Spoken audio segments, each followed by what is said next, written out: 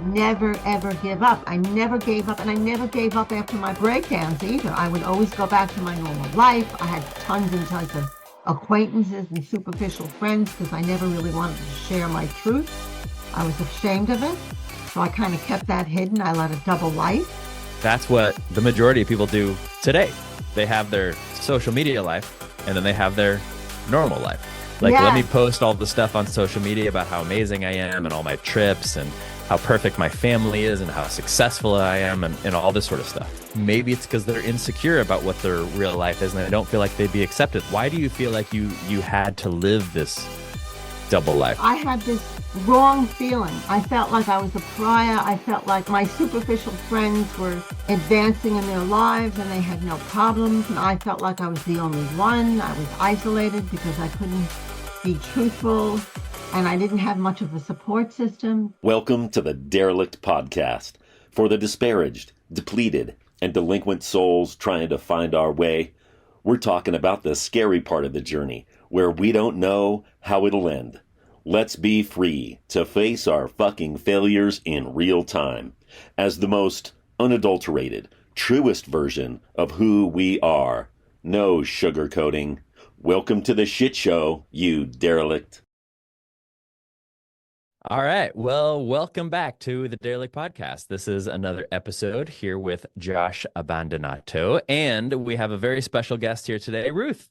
Welcome, Ruth. How are you today? Thank you. Very well. Thank you for having me. Absolutely. Fantastic. So this is Ruth Poniarski, and she is joining us because we met online, and I found out some of the things that she was doing, and it was just really fascinating to me. So she wrote a memoir, which is one of the main things that we're going to be talking about today. It's all about coping with mental illness and overcoming it. It's called Journey of the Self, Memoir of an Artist. So before you do anything else right now, go to the show notes and buy a copy of her book. Again, Journey of the Self, Memoir of an Artist by Ruth Poniarski. So Ruth, one of the things that we were talking about beforehand when I was asking her about her bio and what we wanted to talk about, right, Ruth, is her husband's family.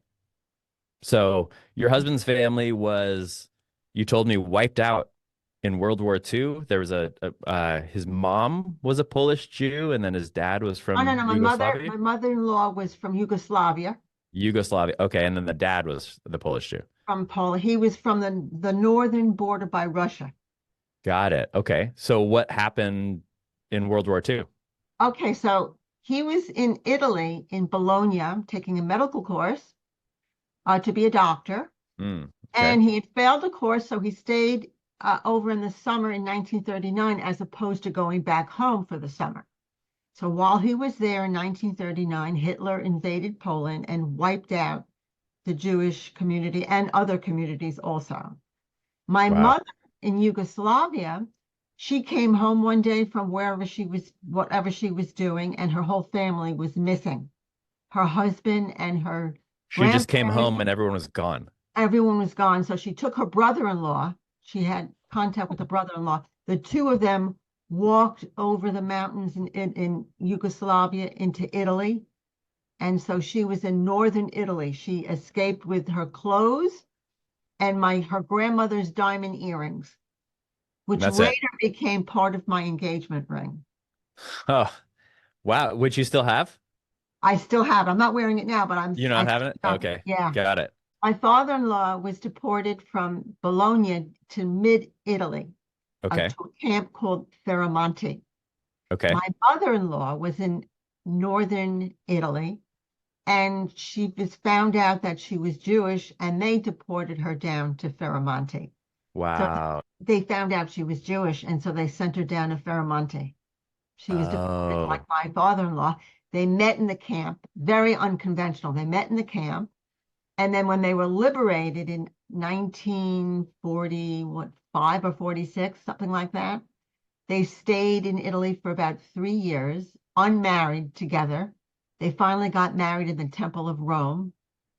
And then my mother-in-law was looking at a newspaper, an Italian newspaper or whatever it was. She found that her best friend from her conservatory. She took a course to study to be a pianist in the Conservatory of Vienna. So she had a best friend there, Maria. Well, Maria and her father left for Canada. They escaped to Canada.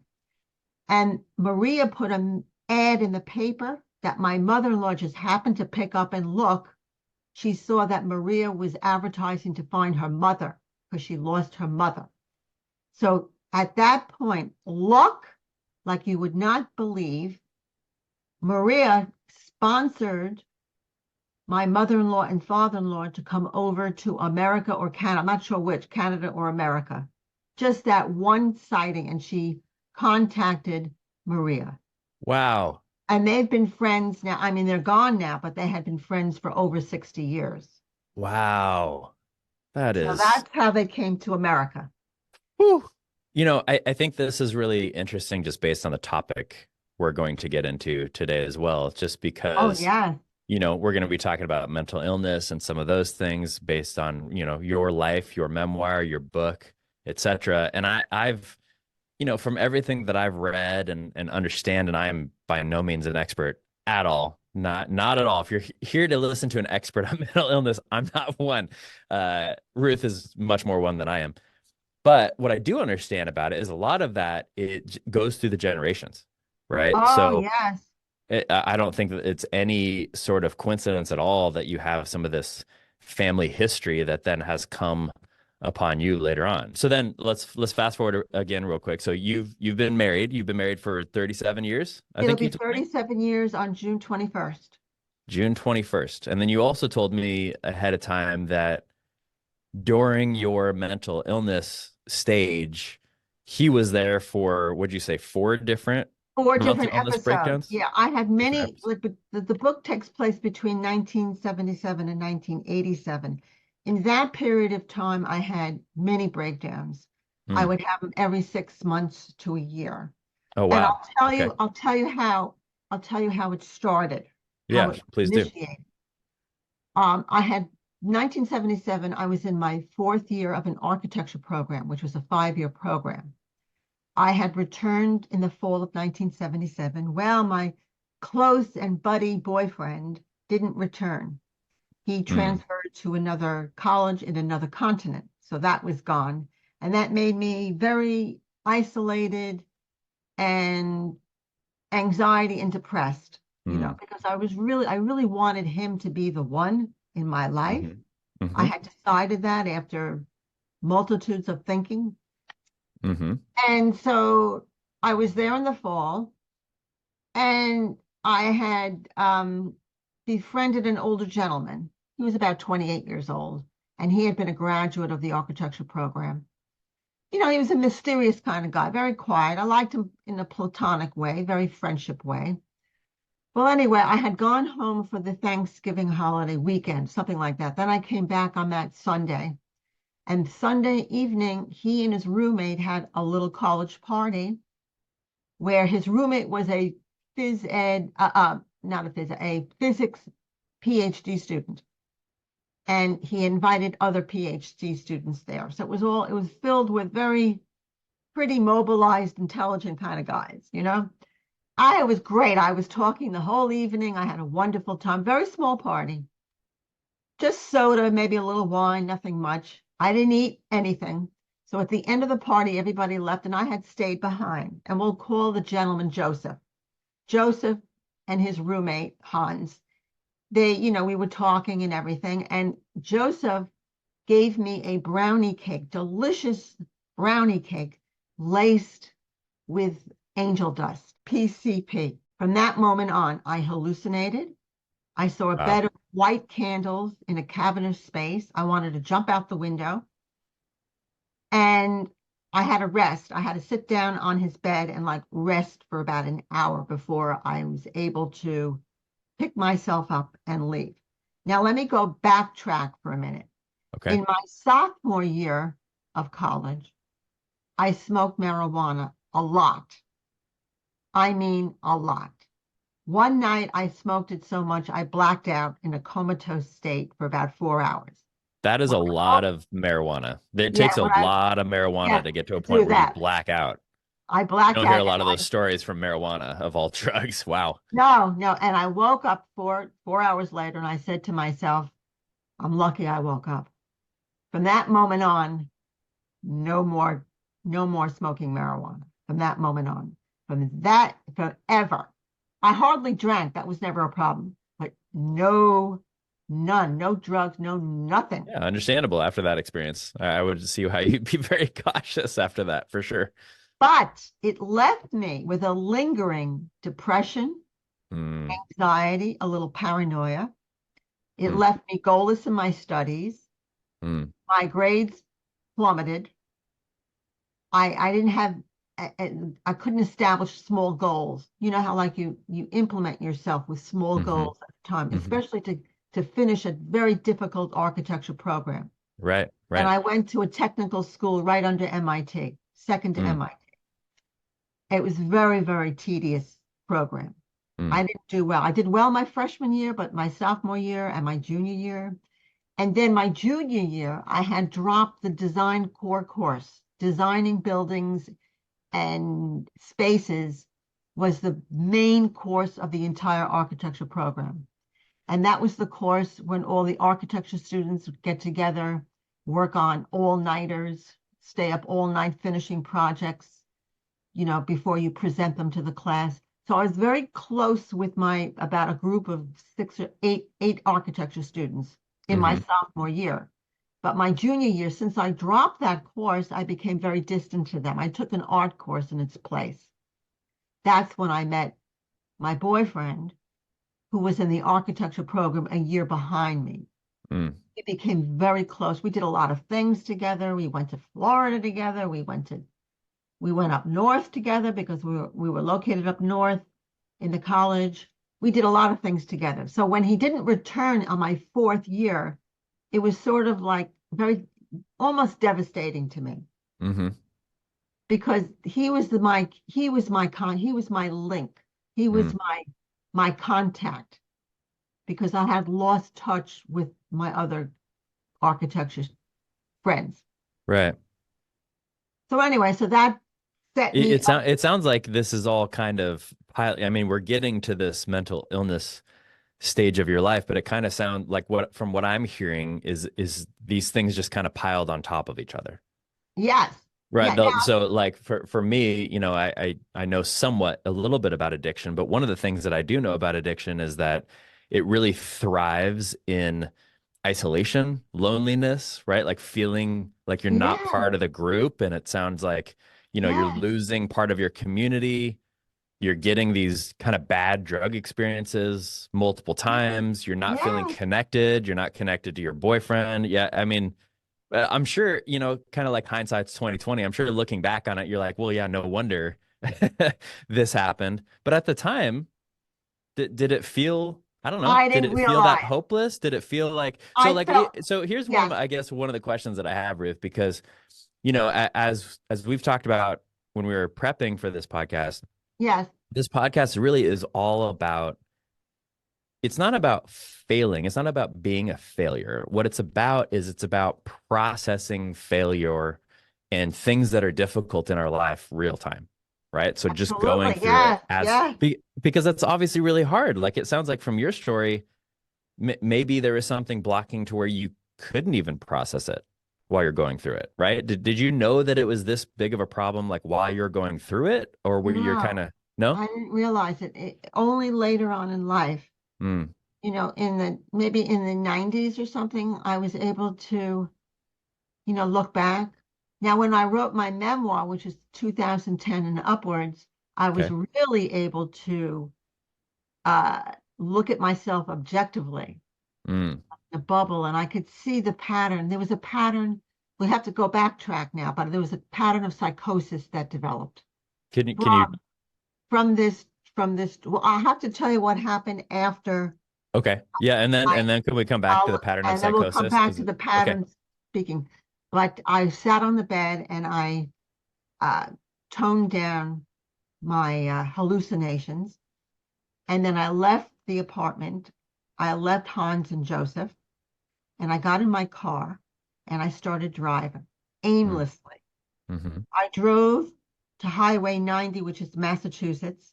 Then I turned around and I drove towards the New York State Thruway. Meanwhile, I started to have paranoid ideation. I was imagining that there was a revolution going on between the socialists and capitalists. And my people in your my hometown? head, no, in the world.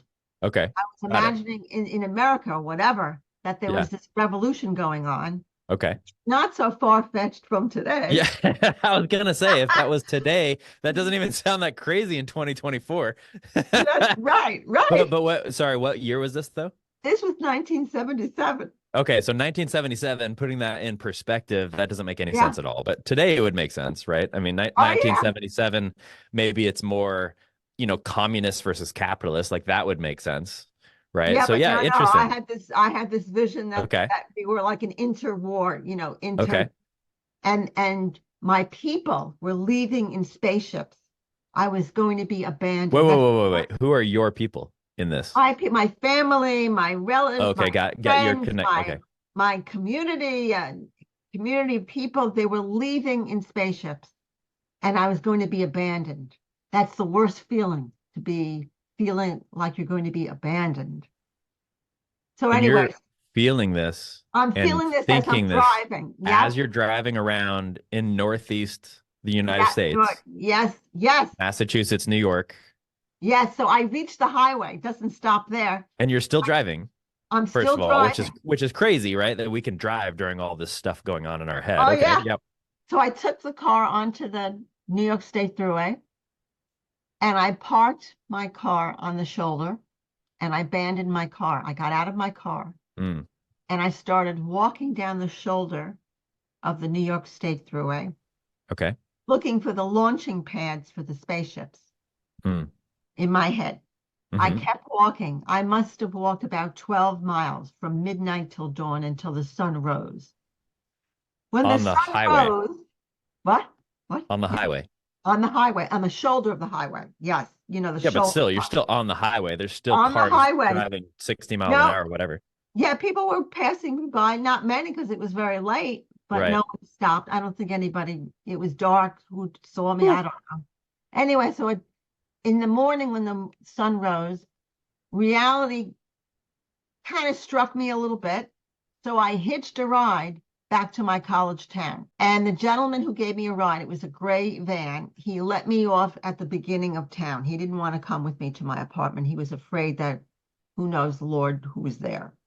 So anyway, I got out of the van, I thanked him, and I walked to my apartment, which was about 5 city blocks away, 5 blocks. And in the apartment was Joseph and Hans, my father, my 2 female roommates, and my uncle. How my father got there, because we're from Long Island, New York, which is about 3.5 hours from Northeast.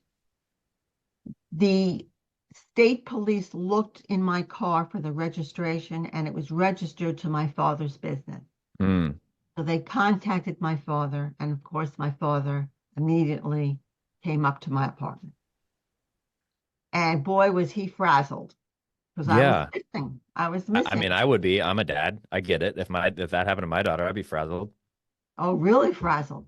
So anyway, so we left the following day. I had to leave the architecture program. We got in the car. It was the hardest journey for my father to keep me from jumping out of the car. It was I wrote in my book, of the hardest journey since he was in World War II.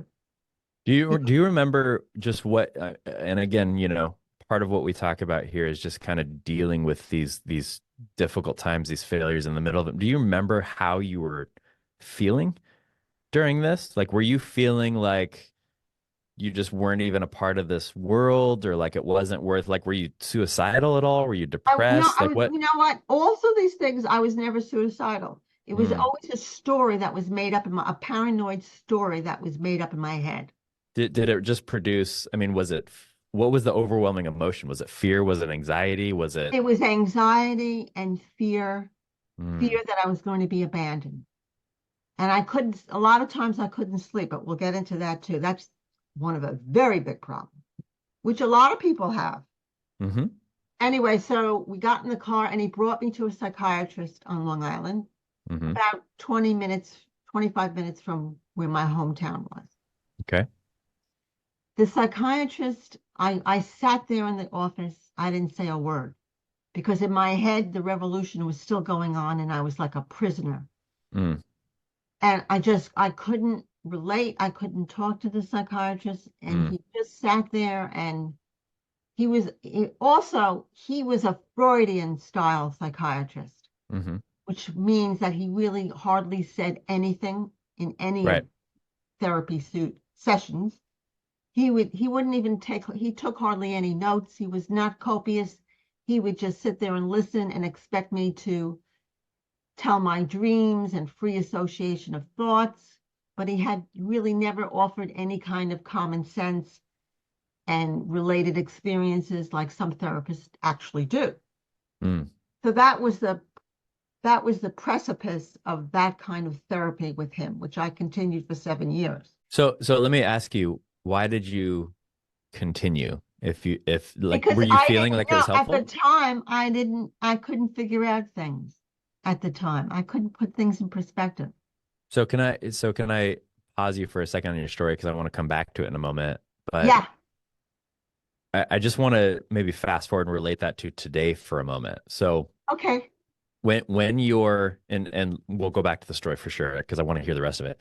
But I'm just curious now when you go through, I mean, I'm sure you don't have the mental illness breaks like you did before, but now when you have anxiety or other uncomfortable feelings, etc., how would you say you deal with it now versus how you dealt with it then? Oh, okay. Well, okay. Now, first of all, I haven't had a breakdown since 2010. Okay, fantastic. And also very important, we'll have to backtrack a lot, but we'll forward track right now. I found the right medication in 1999. Okay. Very effective medication. I'll tell you, the medicines back in 1977 and was very, very little. It was 2 medications, Thorazine and Haldol. That was about it. But in 1999 and the 2000s, there was a plethora of medications that were developed, each for bipolar, for schizophrenia, for depression and anxiety and sleep, all kinds of medications. Right. When I was hospitalized, the doctor there gave me this medication that proved to be very effective. It took me a number of years, though, to find the right dosage after trial and error. So 2010 was my last break, and I was put on a higher dosage of this medication. And henceforth, since then, I've not had any breaks. And I'll tell you, I learned over a course of time that if I feel anxious and I feel thoughts coming on or social stress that I reacted to a little bit overreacting, because I have a tendency of doing that, I would increase my medication a little bit.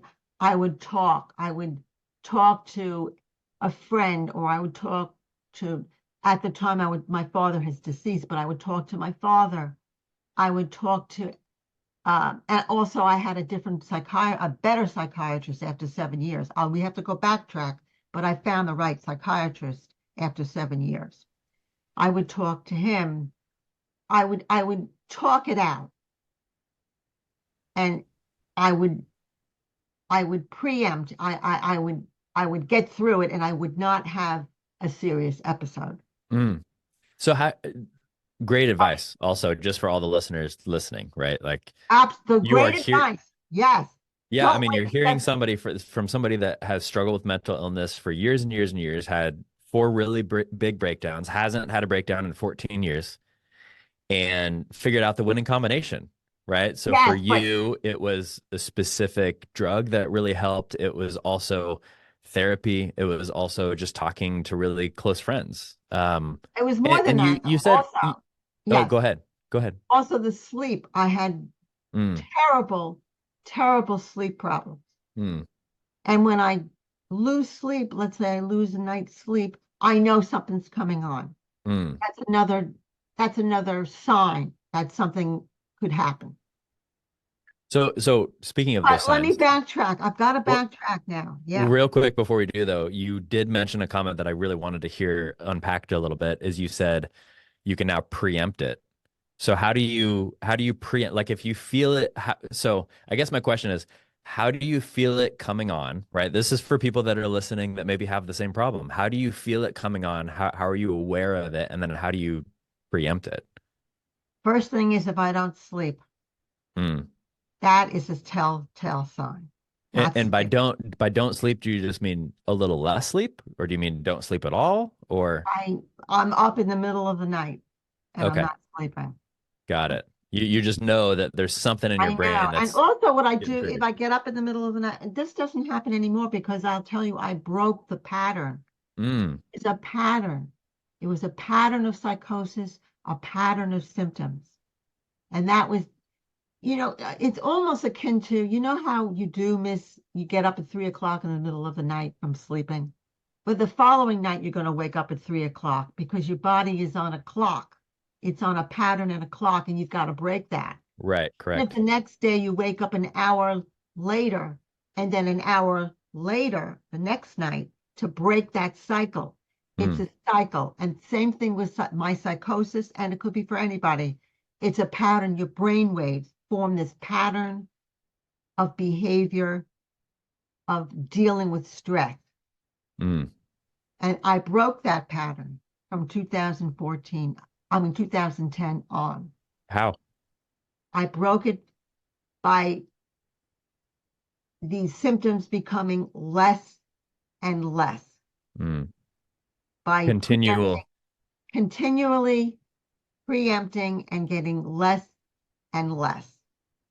That, Ruth, that is so, first of all, it's just hard for me to remember sometimes because you made a comment earlier, which I very much related to. And that is that, uh,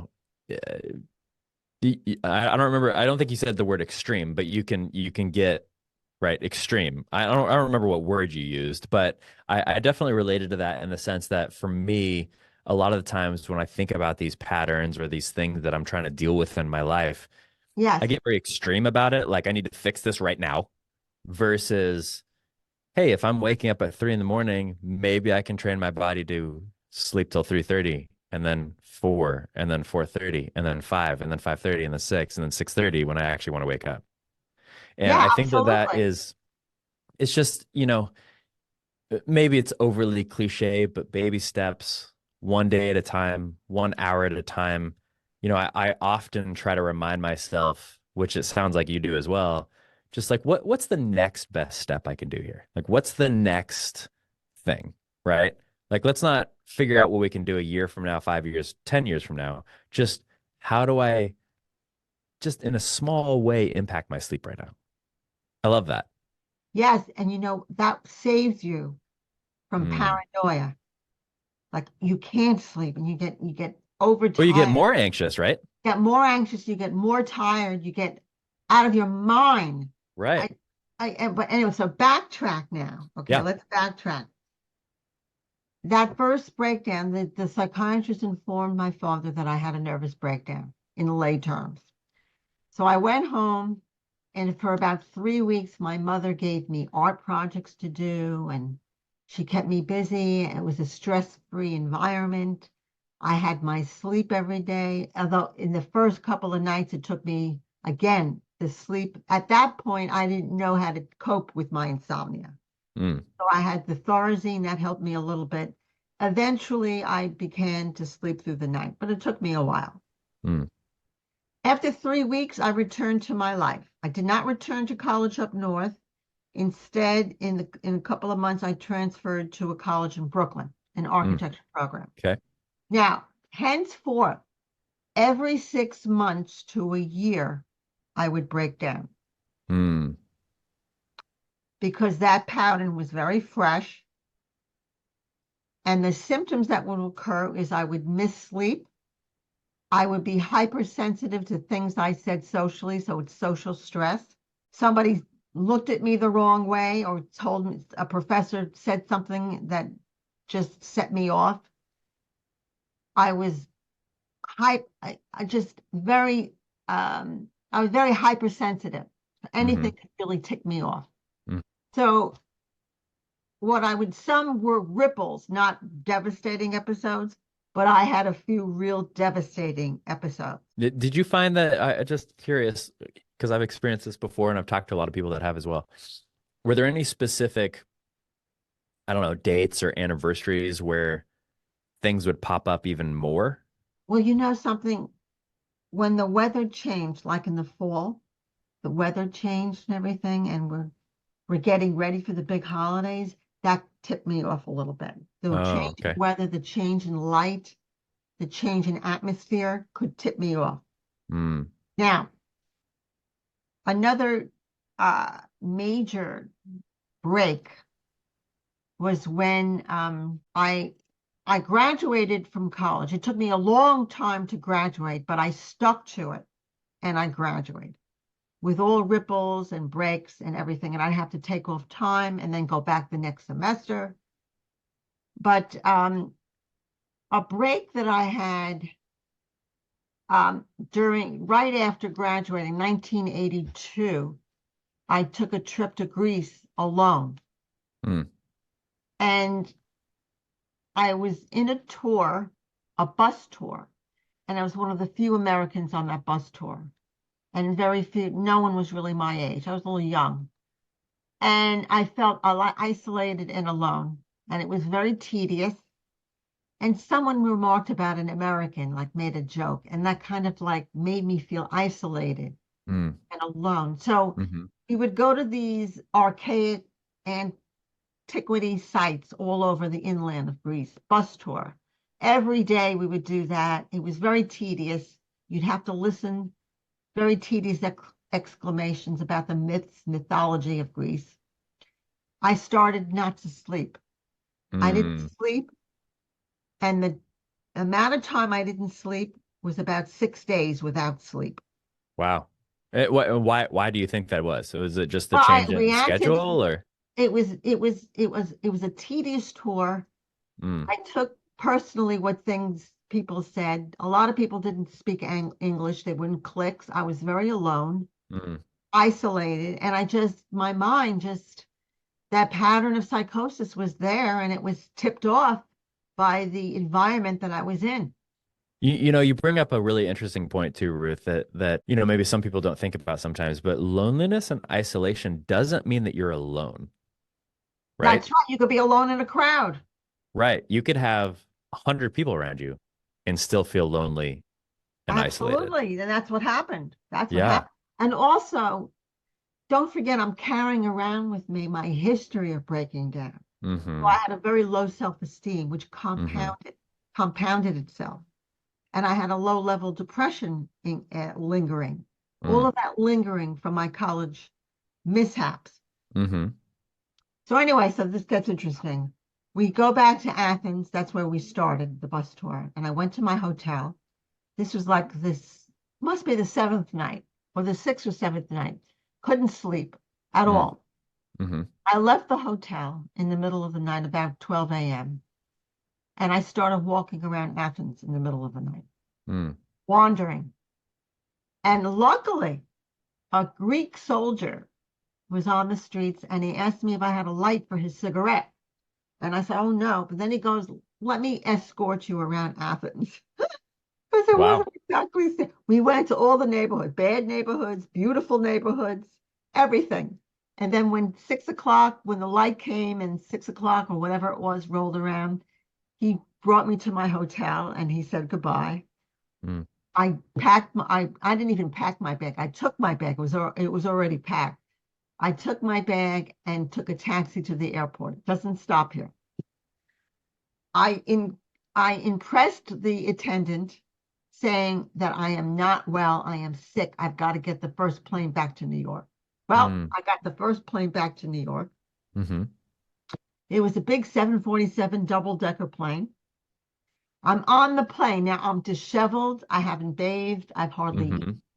eaten. I look like a bum. I look like somebody who's high on heroin. You know what I mean? That's what I thought. Mm-hmm. So I'm sitting there in the chair. I had a window seat, and I hear this gentleman in back of me talking to his neighbor, And I thought that he was saying bad things about me. Mm. I thought he was like making fun of me, insulting me because of the way I looked. Well, I got up, I turned around and I looked at him and I slapped him across the face. The whole plane was like in shock. They thought a brawl was going to take place Wow. On a plane. on the plane. You're at 30,000 feet. Yes, we're on the Slapping the guy. plane. Yep, I Goodness. slapped the guy. So I stepped over my neighbor who was right next to me, this young woman, got in the aisle, ran down the aisle, ran up the stairs to first class, found a seat, and I sat there frozen. No one did anything. The first class, they didn't react. They were just sitting there doing their thing. I was there, and the attendant came over and offered me a piece of cake, a slice of cake, and I ate it because I hadn't eaten in I don't know how long. It's a very odd thought- story. He thought that I was probably high on whatever because you get hungry when you're high on Yeah, whatever. right. And he kept an eye on me, and I sat there for the rest. Must have been like 3 or 4 more hours of the air flight. We landed at Kennedy Airport. Everybody went off the plane, cleared the plane. The attendant was standing guarding me. The police came and handcuffed me and brought me to the transportation police in the airport. They told me, "You're lucky the gentleman is not pressing charges." Yeah, for sure. And then I said, "Please," I called my father. He came, he picked me up, and we went to my psychiatrist. I will call him an evasive psychiatrist. Okay, what does that mean? He again, he didn't partake in my patterns. He didn't make me realize in the symptoms and the sleep deprivation and the paranoia and not eating and all of these signs and symptoms of something coming up and brewing and some psychotic break is going to happen. He didn't really make me conscious and aware of these signs and of these episodes coming on. Yeah, it's really interesting you bring that up. And I think hopefully this is helpful to some of the listeners and viewers as well.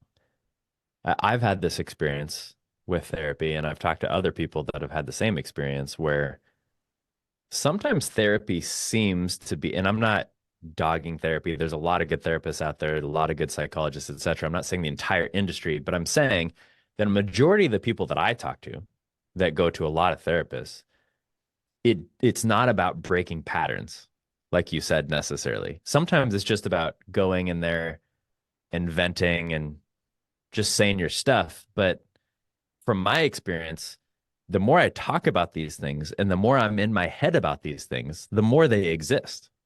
And sometimes the less patterns are broken.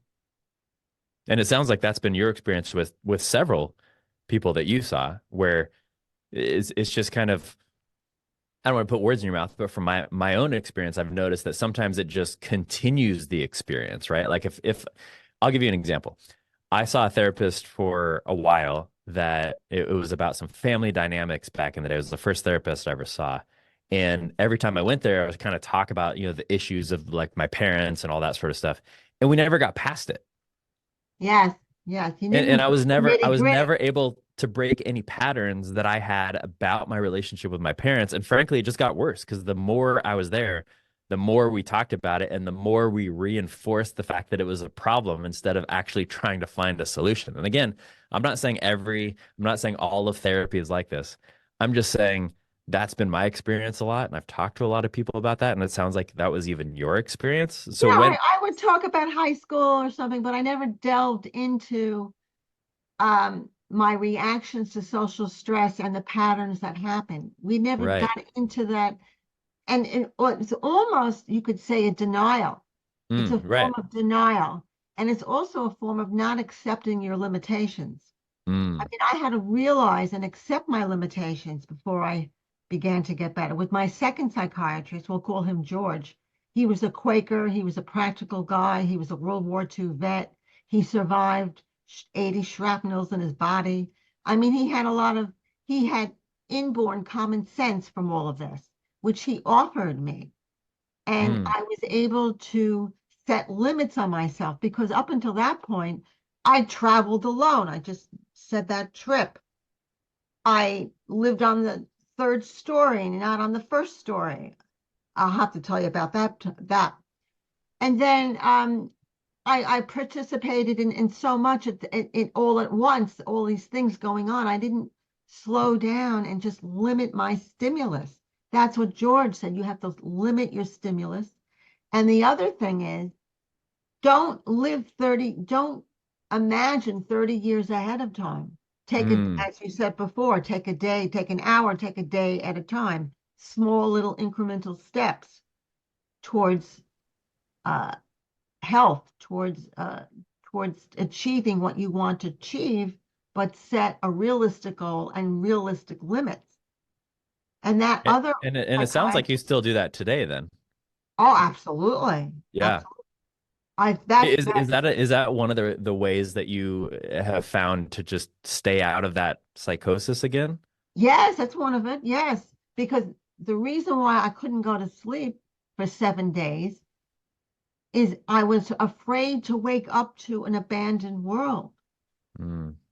And I couldn't go to sleep because I was so afraid in my paranoid head that I was going to wake up to a devastating wilderness and the Nazis were going to come and kill me, that kind of thing. Like the It almost sounds like, I've heard several stories of people that have a bad drug trip that don't want to fall asleep because they feel like if they fall asleep, like they had too many drugs, they're just going to die. Like it sounds like that's what was same, happening in your yes, head, but that's without any similar. drugs. Yeah, I didn't need any drugs. I Yeah, really wow. didn't need You any had your drugs. you had your own mental drugs, right? You had your own brain drugs Yeah, doing the same thing for you. Wow, yep, that's wow. absolutely. Then that was one episode. So from the Greek trip, I went back to my apartment after seeing the psychiatrist. It took me a while to get back to sleep again. I'm not sure. I think I was on Haldol and a little Thorazine. Didn't really do that much. The Thorazine kind of helped, but it took me a number of days. And then I returned to my parents' home and I convalesced there. That was about a half a year after I had graduated from the architecture program. But don't forget, in the architecture program, I don't remember all of them, but every 6 months to a year, I'd have a ripple and I'd have a break and I'd have to Mhm. take off that semester and then return the next semester. So it took me about 3 years from 1977 to 1981, 82. That's how long it took me to graduate the architecture program. Another thing in my book, never ever give up. I mean, I could have given up taking architecture and finishing that rule program. I never did. I never gave up, and I never gave up after my breakdowns either. I would always go back to my normal life. I had tons and tons of acquaintances and superficial friends because I never really wanted to share my truth. I was ashamed of it. So I kind of kept that hidden. I led a double life, So you said never give up, right? Because you were able to do all these things. You also said that you were living a, what did you say, double life, a right? double Kind of life. your mental illness life and then your quote unquote normal life. I don't know what to call it. Yes, So, it's this was obviously before social media, all of this happening. yes, But yes, in my mind, that's what the majority of people do today. They have their social media life and then they have their normal life, right?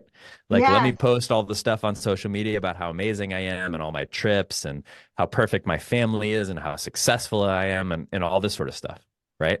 yes. And maybe it's for the same reason. I don't know. Maybe it's because they're insecure about what their real life is and they don't feel like they'd be accepted. Like, why do you feel like you had to live this double life? What was there? Did you just feel like people weren't going to accept you or they weren't going to Yes. understand or what do you think it Both was? things. First of all, back then, mental illness wasn't really spoken about or being open about it. It's stigmatized. It's still a little bit stigmatized today, but Yeah, much but it's more, but to your point, it's not as much more. stigmatized as, oh, there's something wrong with you. Let's put you in an institution. I mean, that's what it used to be, right? Like just throw them I in there felt and like drug them. that. I felt like that. I Mm-hmm. really did. And I also felt I had this uh, wrong feeling. I felt like I was a pariah. I felt like all my superficial friends were advancing in their lives and they had no problems. And I felt like I was the only one. I was isolated because I couldn't be truthful and I didn't have much of a support system.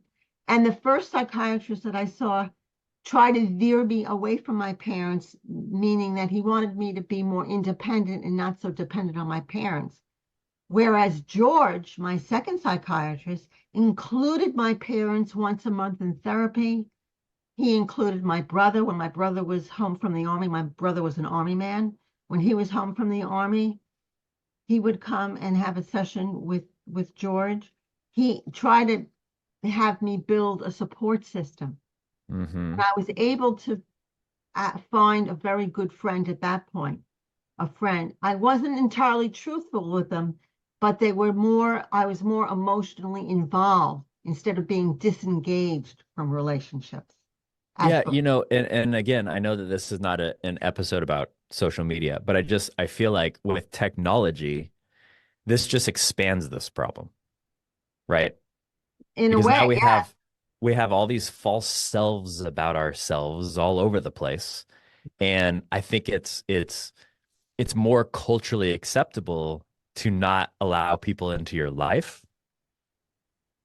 Yeah, I mean, it's kind of increasing isolation, and it's interesting because it is. we have more connections than we've ever had before, but people feel more isolated. They feel more alone. If you look at depression rates are off the charts, suicide rates are Even off the charts. suicide is off the charts. Yeah, because people don't feel like they have anywhere to turn. And I mean, frankly, that's one of the reasons why this podcast exists, is to try to get people together that are going through this stuff and realize like there's other people dealing with this. And Like not the there only are ones. people, absolutely, there are And people listening to this episode right now, Ruth, that are yeah, dealing with mental illness that yes, don't know where to turn and they don't know who to talk to because they feel like they're out in the cold, right? So what yes. would you say And to them? What would you and say to them right now? I would say read my book. Read her book, Read my okay. book. And I would say to them, instead of the social media, like reach out to one person that you Mm, try to talk to and be truthful and just get upset and cry about it.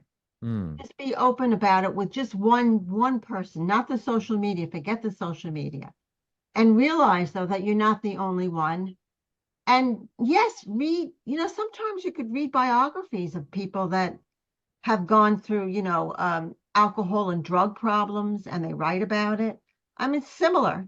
It's definitely similar. Mental problems derive out of those substance abuse, or they have horrible family relationships that they can't get out of and they feel like they're the only ones. You have to find somebody in your life, maybe outside of your family, outside of that family, even even a social worker or a psychologist, um, or a professor. I'm gonna put a plug in right now too, because I've said this several times on the podcast. So for anyone Yes, viewing or listening right now, I've said this several times. You can reach out to me directly if you want to talk to somebody. I will take those phone calls. I've taken a lot of those phone calls over my life. I'm not a therapist. I'm not a doctor. Don't expect that. But if you need somebody just to listen to, podcast at thederelict.biz. It's in the show notes. Please reach out because I've been at those points in my life too, Ruth, where I don't know where to go. And we get so stuck on our image and how we want to portray ourselves to people and how we want people to view us, and we're insecure because we don't feel like anyone else has the problems we have, right? You've said it several times. absolutely. I felt so isolated and so alone. And I saw all my peers that they were doing well in the architecture Right. program and they were sturdy and steady and goals and they had people in their lives. And But don't you think that because the I had a majority of double them had life, issues? what was that, hon? I said, don't you think that the majority of them had issues as well that you just didn't know about? Probably, but I just Yeah, didn't know them. And right. they just seemed normal. I was not normal. Anyway, so Yeah. it gets better. I got to go on. Okay, yeah, go ahead. I From a work experience, and also when I was working in the field, I was always given rudimentary tasks. And in the office, I was not that professional. I would talk a lot about what, I don't know, but I would talk a lot. And I would often feel like, oh my God, I got too personal. What did I do? What did I say? I feel, isolated and whatever. And I wasn't professional. So I really didn't climb the ladder or set goals from realistic goals. And I didn't have a mentor. And plus, it was a very male-dominated field, which also compounded being a woman, because being a woman, you had to be better than everybody in that psychological atmosphere and arena, in that arena. So I went in circles in my jobs. I didn't really progress and observe. I didn't develop a passion, even though I was good at design, but I didn't have that passion to really stick to it and climb the ladder. So that's the atmosphere. Okay, so one job that I was at, a fellow female worker, she was partaking in a psychological workshop. So she invited me to go into it. I thought it was going to be like note-taking about how to be direct and to be assertive and how to, handle yourself and things like that. Well, the first day, it was a 5-day workshop? Yes, 5-day workshop, Wednesday to a Sunday. I was in a job, this was the last job, I was in an engineering job where they designed highways, and I was drafting parking lots, and I was given some substantial work finally. I was there about almost a month, and I had taken 3 days off of work to partake in this workshop. The first day, you had to pick a buddy, and the buddy of mine was an abrasive kind of guy. Very weird and abrasive. Anyway, they gave you exercises in this workshop that were confrontational. That stressed me out to no degree. Again, I felt like isolated in this crowd of 30 people. I felt isolated, stressed, caught by surprise, caught off guard with these confrontational exercises. That took place in the city. I went home to the suburbs, took the train. At night, I couldn't sleep. I couldn't eat. I couldn't sleep. The apartment next to my apartment, they were renovating it. So there were drilling sounds going on. That really pierced my ears. Didn't eat. Okay, the following day, I didn't sleep. The following day, I went back to the workshop. I struggled through the entire day. It was laborious. It was tedious. I just didn't want to be there. Came home, didn't sleep, didn't eat. The following day, I called my first psychiatrist. He said, don't continue. Stop it. Don't continue. Well, they tried to coerce me back to the workshop, which really unnerved me, but I didn't go back. I didn't get any sleep. Saturday, I didn't get any sleep, hardly eating.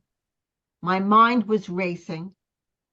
I was reviewing how I was a failure at work because I kept on going in circles at work. I felt like I can't do architecture. What am I going to do with my life? What am I going to do? I felt I had no close friendships really that I could call and talk to, because at that point in my life, I really, again, the relationships were almost on a superficial level.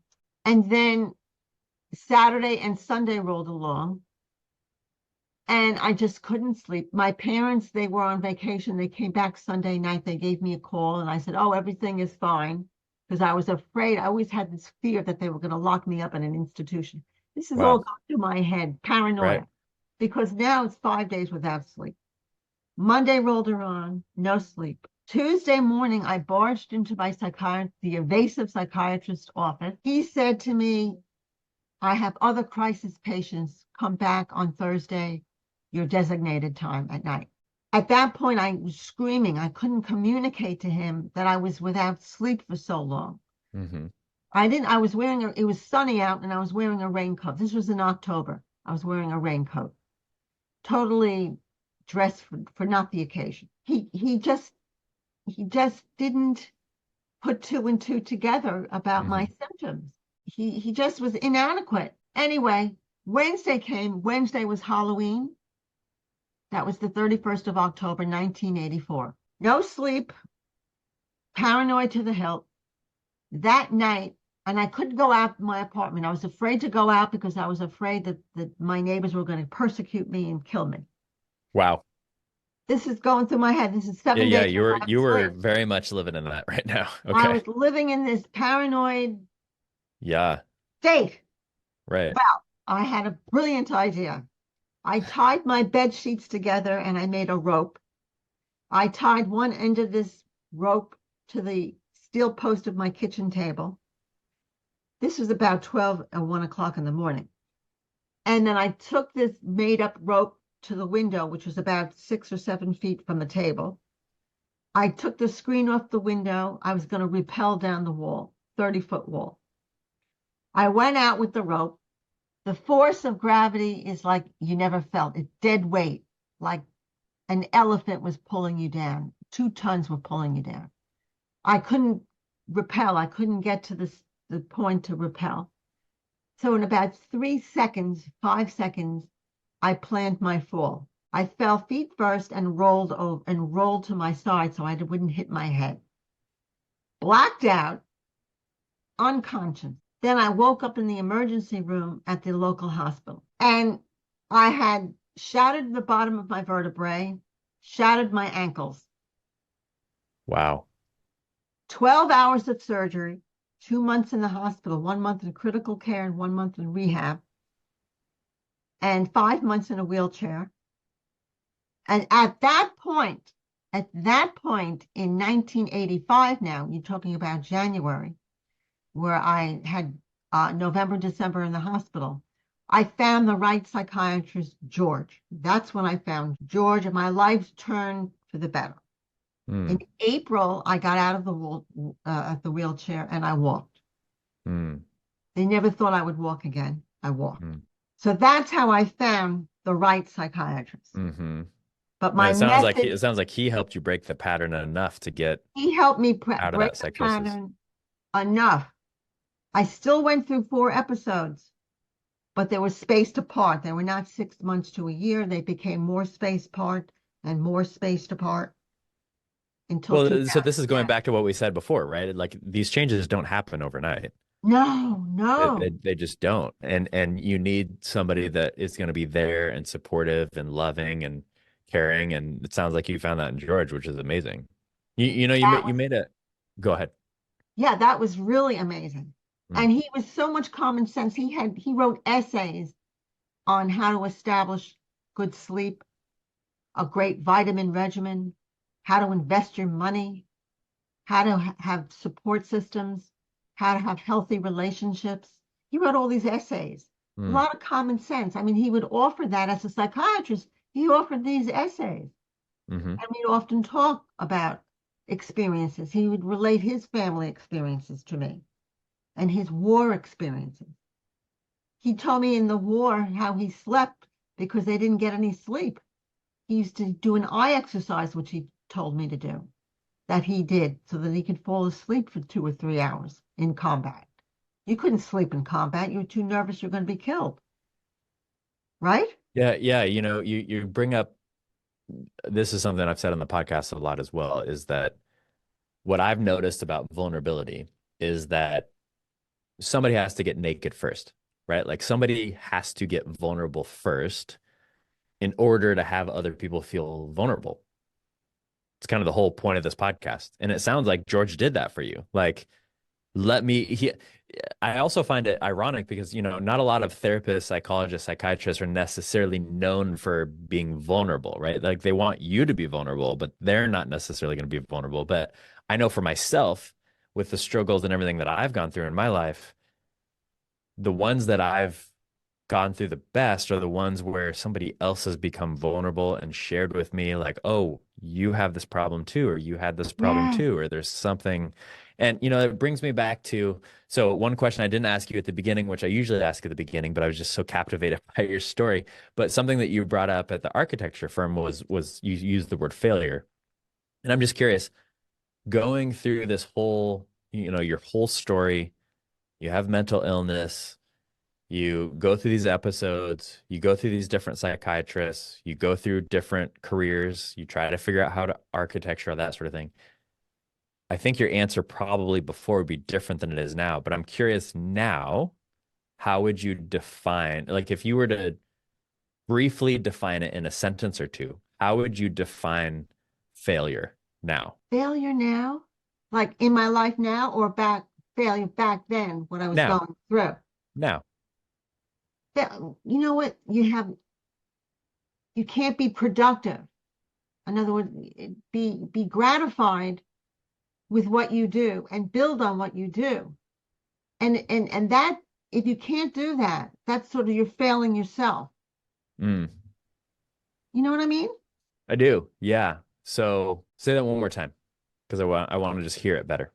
Yeah, okay. It's you have to appreciate, and if you're productive, doing something in your life that's meaningful to you, that's success. And to get to that point and to build to that point, that's success through all your failures.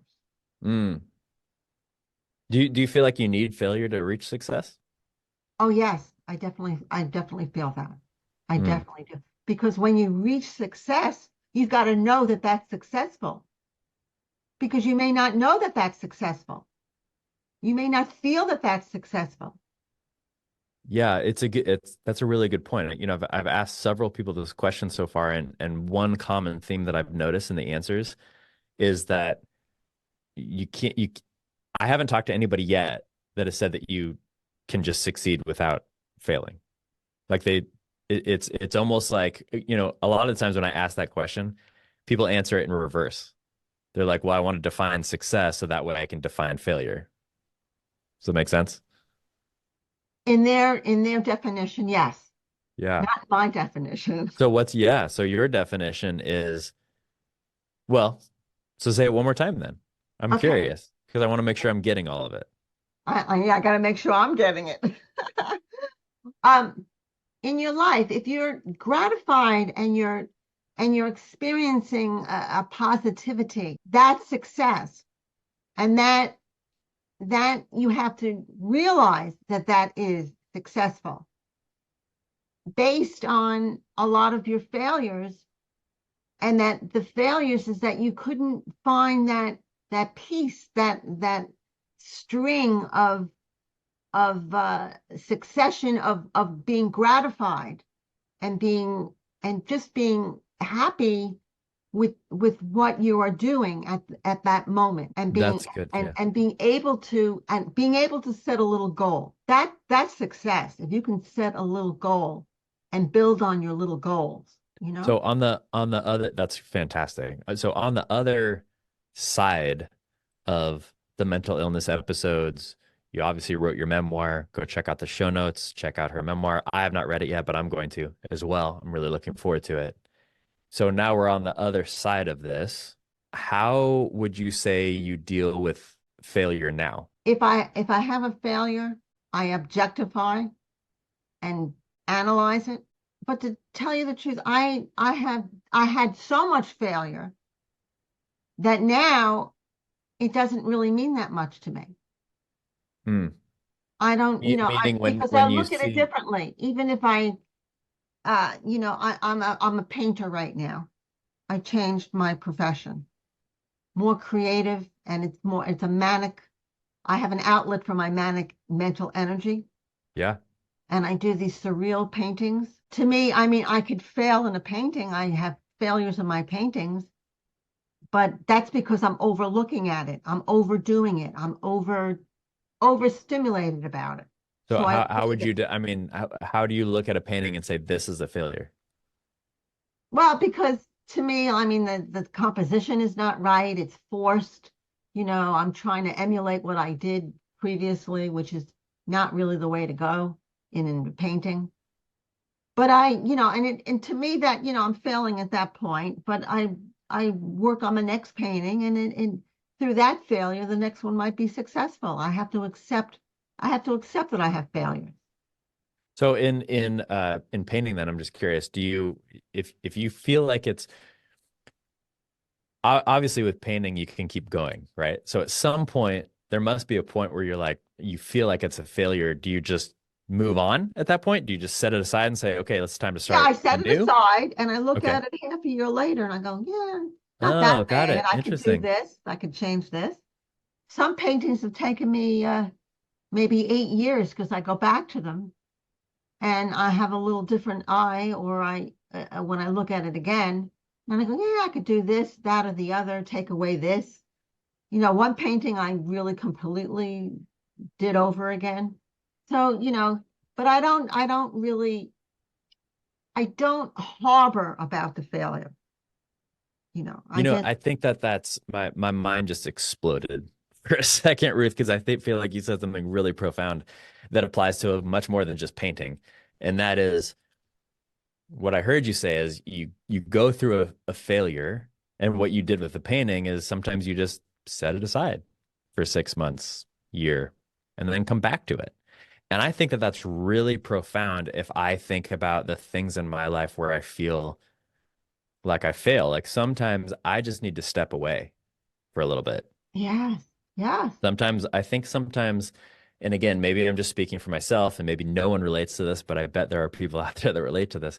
But for myself, I can also get a bit manic and just try to dig in harder when something's not working. And it's hard for me sometimes just to kind of step aside and say, hey, look, very hard to do that. I'm going Yes, to put this on the shelf for a moment and I'm going to come back to it. It's even, like I remember in business, I remember when I first learned kind of this rule of if you're responding to somebody and you feel like it's heated at all, or there's any sort of conflict whatsoever, write the email, set it aside, come back to it 24 hours when you're not heated, and then see if you want to send it or not. Right. And I feel absolutely. like in life, it's the same thing. Like you could, and I don't know if this has happened to you before or not, but I definitely see how it could happen where you painted something, you thought it was a failure, you're like, this is terrible, I'm never going to do this, etc. You come back 6 months or a year, and maybe you have a different perspective. Maybe now you're like, I kind of like this. Maybe there's something I can do with it now. This also, I had a painting where I go, I'm not so crazy about this painting. But then a couple of years later, I entered it into the Butler Institute of American Art and it got an award. And I didn't think anything of this painting. Wow. I mean, it's That's so like, amazing. That's amazing. It's I feel the same way about this podcast. Like there are some, episodes where like everybody's been really interesting so far that I've talked to, and I've done yeah, a lot of solo, etc. And yet there are some parts of stories that I relate to a lot, some parts of other stories I don't relate to. That's just life, right? But yes, I think what's really interesting about what you're saying is that, you know, there is no good art and bad art, right? There's just art. yeah, yeah, And some art really relates to people, some art really doesn't. yeah, Like I heard this guy tell this story about a friend he had who bought a Rothko painting, if you know Rothko, yes. and he spent like, I don't know, $80 million on it or something. I'm probably going to get the number wrong. And he was so proud of it, obviously, especially spending $80 million. It's in his house. And if you're not familiar with Rothko, just Google Rothko and you'll understand this story more as I'm telling it. But it's in his house. It's this huge, one or two color painting. And the guy that tells the story looks at it and he's like, I don't get it. I don't get why you just spent this does nothing for me. And the other guy it's the most excited thing he's ever done in his life. You know And that's what? what I love about art and personality and everything else is that it's gonna impact some people. It's not gonna impact others, and that's okay. Not only that, though, but when you buy a Rothko, you have to explain to the guy who's looking at it, who's going, it doesn't do anything for me. It's a piece in history. It's a Mm, piece in the development of art and history. hmm For that time that Rothko was, it was novel. It was a trendsetter. So hmm that's how you have to look at it. Yeah, for sure. So I know we needed to wrap up here, and I really appreciate you being here. You've been amazing.